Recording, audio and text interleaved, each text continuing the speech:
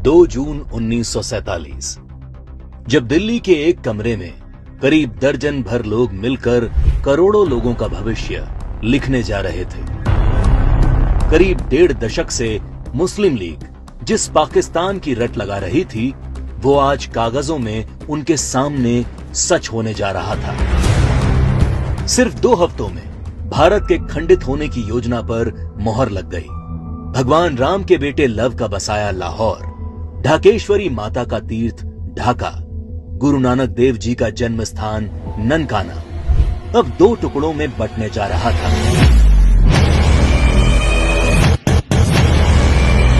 और अगर कोई इस विभाजन की योजना से अनभिज्ञ था, तो वो थी भारत की मासूम और निर्दोष जनता, जिस पर यह विभाजन कहर बनकर टूटने वाला था।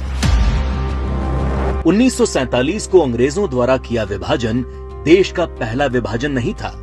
अंग्रेज इससे पहले 1905 में भी बंगाल का विभाजन कर चुके थे, लेकिन उस विभाजन का पहले बंगाल में और फिर पूरे देश में इतना मुखर विरोध हुआ कि अंग्रेजों को 1911 में अपना फैसला वापस लेना पड़ा था। विभाजन का जो काम अंग्रेज 1905 में नहीं कर पाए, वो 1947 में करने में कैसे सफल हो गए?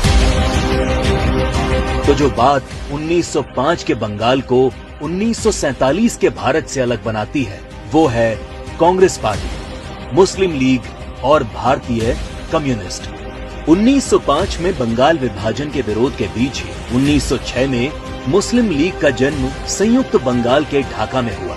बंग भंग आंदोलन के बाद जन्मी मुस्लिम लीग ने 1909 में मार्ले मिंटो सुधार के नाम पर पृथक निर्वाचन प्रणाली मांग से शुरू करके अगले 30 साल में अलग इस्लामिक राष्ट्र पाकिस्तान के नाम पर भारत को मजहब के नाम पर बांट कर रख दिया। 1920 के तुर्की के खलीफा के समर्थन में चलाए गए कांग्रेस के खिलाफत आंदोलन ने मुस्लिम कट्टरपंथियों को यकीन दिला दिया कि वे अपनी गैर जरूरी मांग पर भी कांग्रेस के नेतृत्व को मना सकते हैं। इसके बाद 1930 में अल्लामा इकबाल ने पहली बार मुस्लिम लीग के अधिवेशन में अलग इस्लामिक राष्ट्र की रूपरेखा रखी। इकबाल की कल्पना के इस अलग इस्लामिक देश के लिए पाकिस्तान नाम सबसे पहले चौधरी रहमत अली ने प्रयोग किया। जब 1933 के तीसरे गोलमेज सम्मेलन में चौधरी रहमत अली ने पाकिस्तान अभी नहीं तो कभी नहीं नाम के पर्चे बांटे और करीब 7 साल बाद 1940 में लाहौर अधिवेशन में मुस्लिम लीग ने पहली बार पाकिस्तान नाम के अलग इस्लामिक देश का प्रस्ताव पास किया और 1947 में 10 लाख लोगों की लाश पर चढ़कर एक अलग इस्लामिक देश बना लिया।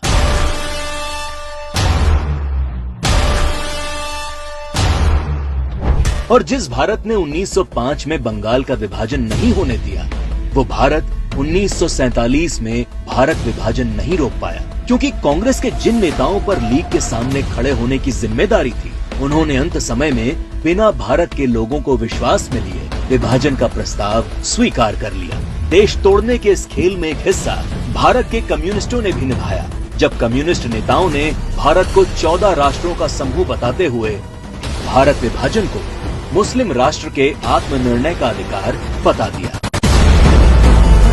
साल 1945 में अग्रणी कम्युनिस्ट सिद्धांतकार कॉमरेड जी अधिकारी ने मुस्लिम लीग की मांग को न्याय संगत बताते हुए एक थीसिस दी। उनके शब्दों में 1940 से कम्युनिस्ट पार्टी ने ये देखना शुरू कर दिया कि तथाकथित सांप्रदायिक समस्या वास्तव में बढ़ती राष्ट्रीयताओं की समस्या है, जिसे आत्मनिर्णय के अधिकार के माध्यम से हल किया जा सकता है। यदि हम इसके प्रगतिशील सार को देखें, तो पाकिस्तान की मांग वास्तव में पंजाब, पठान, सिंध, बलूचिस्तान और पूर्वी प्रांतों की मुस्लिम राष्ट्रीयताओं के क्षेत्रों के आत्मनिर्णय के अधिकार की मांग है। जब देश का विभाजन हकीकत बनना तय हो गया, तब सर रेडक्लिफ को भारत और पाकिस्तान की सरहद तय करने की जिम्मेदारी सौंपी गई। रेडक्लिफ इससे पहले कभी भारत नहीं आए थे। उन्हें भारत की सांस्कृतिक विरासत, सभ्यता, मूल्यों, तीर्थों के विषय में कोई जानकारी नहीं थी। 3 सप्ताह में तय कर लिया गया कि कौन सा हिस्सा पाकिस्तान कहलाएगा और कौन सा हिस्सा हिंदुस्तान।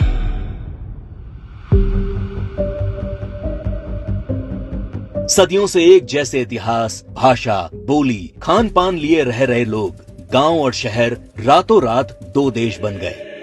करीब 1.5 करोड़ लोग रातों रात बेघर हो गए और करीब 10 लाख से अधिक लोग इस विभाजन के नाम पर काल के गाल में समा गए।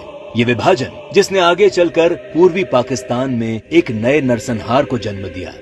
शहर के शहर रातों रात खंडर में बदल गए। शहर दर शहर दंगे और आगजनी शुरू हो गई। वो लोग जो हवेलियों में रहते थे वो अब रातों रात रिफ्यूजी बन चुके थे। अपना सब कुछ लुटाकर लोग सड़ी गर्मी और बरसात में मीलों तक फैले काफिले हजारों की तादाद में अपनी जान बचाकर चले आ रहे थे। सबसे बुरा हाल महिलाओं का हुआ, जिन्हें इस विभाजन की सबसे क्रूर कीमत चुकानी पड़ी। सैकड़ों महिलाओं का अपहरण और बलात्कार किया गया। 1940 के दशक में भारत की ही भांति नरसंहार झेलने वाले यहूदियों की विभीषिका को आज पूरा संसार जानता है। 27 जनवरी को आज पूरा विश्व होलोकास्ट दिवस के तौर पर मनाता है। लेकिन इस विभाजन की कभी न भूली जा सकने वाली त्रासदी को भारत की ही पूर्व की सरकारों ने कभी याद करने की कोशिश नहीं की। विभाजन विभीषिका दिवस 14 अगस्त का दिन विभाजन विभीषिका का स्मरण करने का दिन है। 14 अगस्त का दिन अटल जी की इन पंक्तियों को दोहराने का दिन है। सिंदूर नहीं खंडित भारत को पुनः अखंड बनाएंगे, गिलगित से गारो पर्वत तक आजादी पर्व मनाएंगे। उस स्वर्ण दिवस के लिए आज से कमर कसें, बलिदान करें। जो पाया उसमें खो न जाएं, जो खोया उसका ध्यान करें, जो खोया उसका ध्यान करें।